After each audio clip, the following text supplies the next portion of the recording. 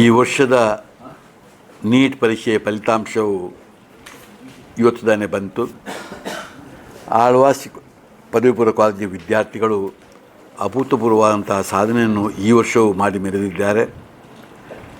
ಈ ವರ್ಷವೂ ಕನಿಷ್ಠ 450ಕ್ಕೂ ಮಿಕ್ಕಿ ವಿದ್ಯಾರ್ಥಿಗಳು ಜನರಲ್ ಕ್ಯಾಟಗರಿಯಲ್ಲಿ, ಮೀಸಲಾತಿಗಳಲ್ಲಿ 100ಕ್ಕೆ 100% ಅವರು MBBSಗೆ ಸೇರುವಂಥ ಸಾಧ್ಯತೆ ಇದೆ. ಇವತ್ತು 21 ವಿದ್ಯಾರ್ಥಿಗಳು 99%ಗಿಂತ ಅಧಿಕ ಅಂಕವನ್ನು ಗಳಿಸಿಕೊಂಡದ್ದು.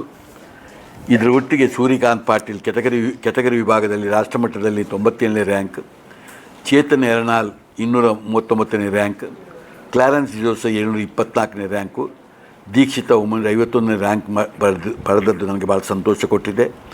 10 ವಿದ್ಯಾರ್ಥಿಗಳು 600ಕ್ಕೂ ಅಧಿಕ ಅಂಕವನ್ನು ಗಳಿಸಿದ್ದು, 161 ವಿದ್ಯಾರ್ಥಿಗಳು 500ಕ್ಕೂ ಅಧಿಕ ಅಂಕವನ್ನು ಗಳಿಸಿದ್ದು ಮತ್ತು 467 ವಿದ್ಯಾರ್ಥಿಗಳು 720ರಲ್ಲಿ 450ಕ್ಕಿಂತಲೂ ಅಧಿಕ ಅಂಕವನ್ನು ಗಳಿಸಿದ್ದು ನನಗೆ ಸಂತೋಷವನ್ನು ಕೊಟ್ಟಿದೆ. ಇವರೆಲ್ಲರನ್ನು ನಾನು ಭಾಳ ಕೃತಜ್ಞತೆಯಿಂದ ಅವರಿಗೆ ಅಭಿನಂದನೆಯನ್ನು ಕೊಡ್ತಾ ಇದ್ದೇನೆ.